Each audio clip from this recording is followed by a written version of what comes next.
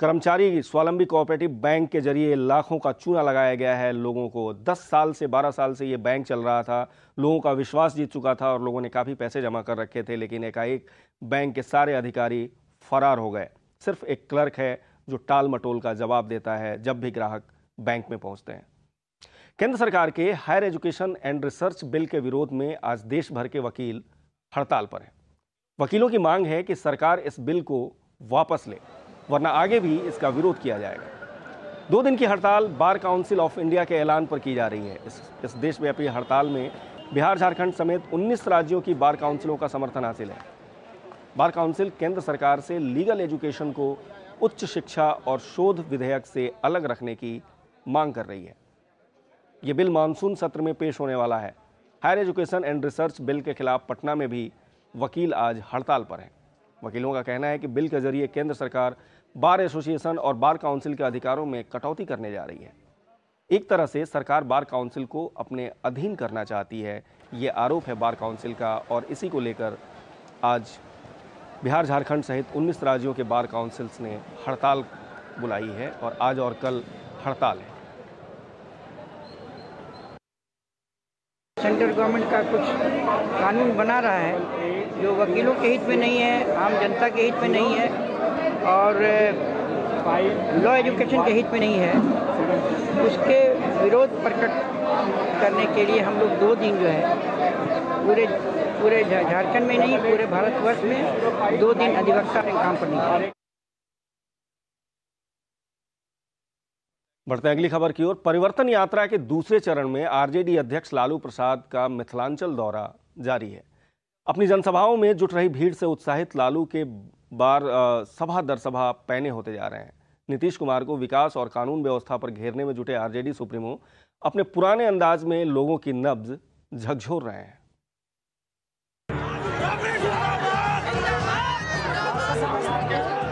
परिवर्तन यात्रा में लोगों की उमड़ रही तादाद ने आरजेडी अध्यक्ष लालू प्रसाद के सियासी उत्साह को दुगना कर दिया है।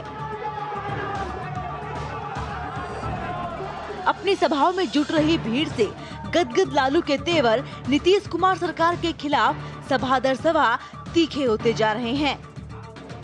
परिवर्तन यात्रा के तहत मिथिलांचल का सियासी नब्ज टटोलने निकले लालू सूबे की सियासत और आम लोगों के मिजाज को भांपने में माहिर हैं। लिहाजा नीतीश पर तीखे प्रहारों के बीच अपने ठेठ गवई अंदाज में मस्खरी का कोई मौका भी नहीं चूक रहे। आप साफ कह रहिएगा तो हम पानी परवा दें, आप साफ कह रहिएगा तो हम पानी परवा दें। वैसे सियासत के माहिर खिलाड़ी बखूबी जानते हैं कि सत्ता की डगर सिर्फ मखमरी या भीड़ खिंचाऊ जुमलेबाजी के जरिए नहीं पूरी की जा सकती। इसके लिए एक बड़े आंदोलन की जरूरत है। मजाकिया अंदाज में ही लालू लोगों को लामबंद भी कर रहे हैं। न तो उसको ठेलेगा, न ढकेलेगा।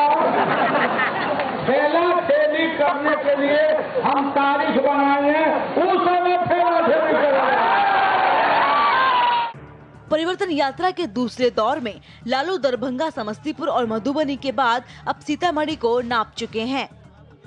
रैली में आरजेडी अध्यक्ष के 3 घंटे की देरी से आने के बावजूद लोगों के इस जमावड़े के 2 सियासी मायने निकाले जा सकते हैं।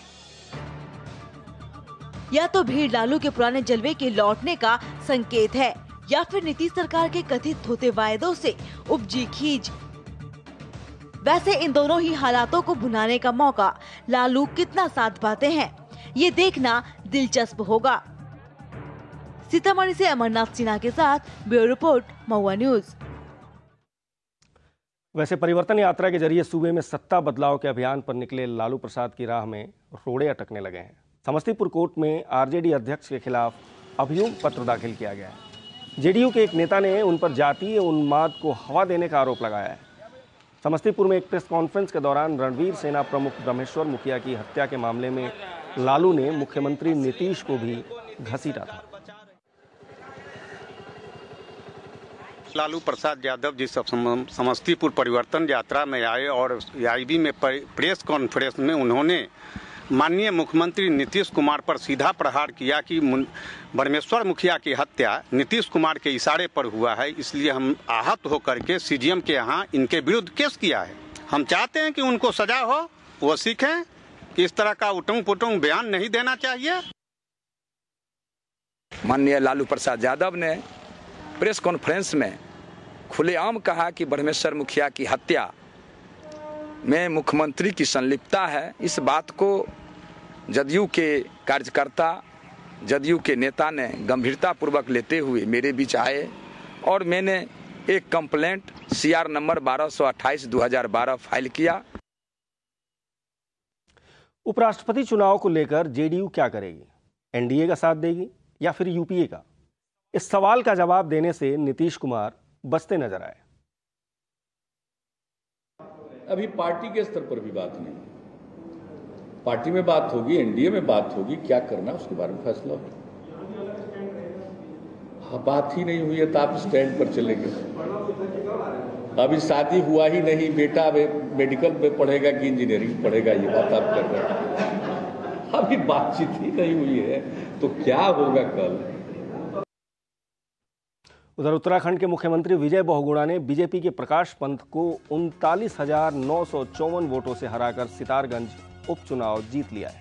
बहुगुणा सितारगंज विधानसभा उपचुनाव की मतगणना में अपने निकटतम प्रतिद्वंदी बीजेपी के उम्मीदवार प्रकाश पंत के खिलाफ शुरुआत से ही बढ़त बना लिए हुए थे।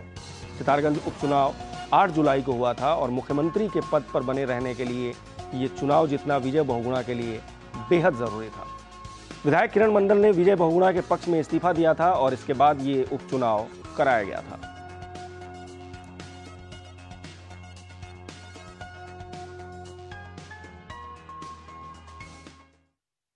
मुजफ्फरपुर में सकरा थाना इलाके में बस पलटने से एक महिला की मौत हो गई। हादसे में 60 लोग घायल हो गए। बस जनकपुर से देवघर बाबाधाम जा रही थी। मुजफ्फरपुर में रूपनपट्टी चौक के पास तेज रफ्तार बस पलट गई और प्रत्यक्षदर्शियों के मुताबिक एक ट्रक को बचाने के दौरान ये हादसा हुआ। बस में सवार सभी लोग मध्य प्रदेश के रहने वाले हैं। हादसे में एक वृद्ध महिला की मौके पर ही मौत हो गई और 60 लोग घायल हो गए। घायलों में से 30 की हालत काफ़ी नाजुक बताई जा रही है और उन्हें इलाज के लिए मुजफ्फरपुर के SKMCH में रेफर कर दिया गया है।